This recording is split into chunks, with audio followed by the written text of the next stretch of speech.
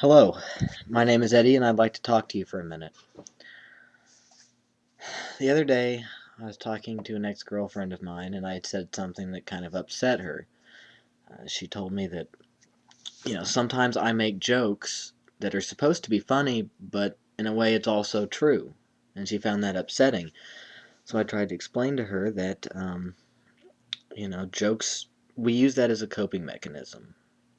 Things that are just too difficult for our minds to accept, things that we can't take, we have to joke about it. It's all that we can do. And if a joke isn't about something true, then it's just silly, And I'm not the type of person that goes around being silly. I think that it's important to talk about things that are dark, things that other people don't talk about, and things that people don't really want to say or admit. I think it's important to take all that darkness and bring it to the light because we're talking about serious issues here.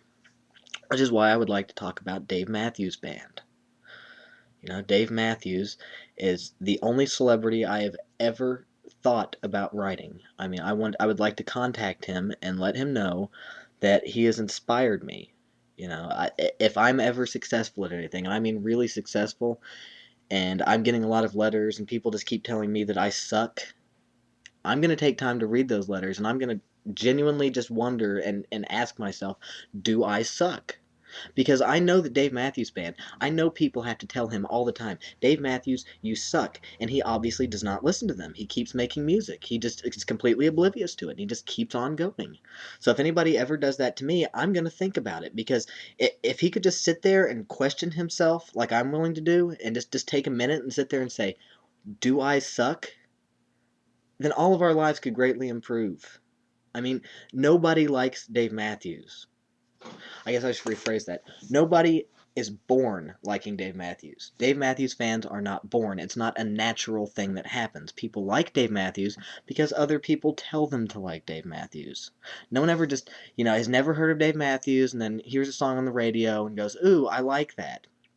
It's not how it works. It's one of those things that people have to force themselves to like because everybody in their cultural subcategory likes it and they want to fit in. If you like the tie dye and the pot and all the hippie shit and the signs and all of that, that hemp necklaces and acid and all that shit and fucking going to stupid music festivals, people tell you should like Dave Matthews. It could be an older sibling or a friend or people that you want to, you're one of those people that don't really fit into a social group, but you would like to be part of that group, so you just kind of follow them around, and they tell you to like this, so you force yourself to like it. You say that I like it because you want to go to the shows. It's like the Grateful Dead. People don't like that. People don't like Fish. They like going to the shows and doing drugs, and that's what Dave Matthews is about. He keeps doing stupid shit over and over and over and over and over. And nobody's saying anything about this. I mean, music has sucked for a while. I mean, we had the Backstreet Boys and NSYNC and all that, but you know what was different about that? People actually, they came together and united. People said, this sucks. We don't want this shit on MTV. We don't want it on the radio. We don't want to hear it because it sucks and it's gay. And nobody's doing that now. I mean, nowadays we got the John Mayers and the Jack Johnsons and the Dave fucking Matthews, and nobody's standing up and just saying, like, we've had it. We're done with this. I don't want to hear this anymore. I'd keep your shit out of the fucking radio because I don't want to have anything to do with it. Nobody's rebelling against this, which makes it even worse. If something's horrible and everybody knows that it's horrible, then you feel like you're a part of something, like there's a movement.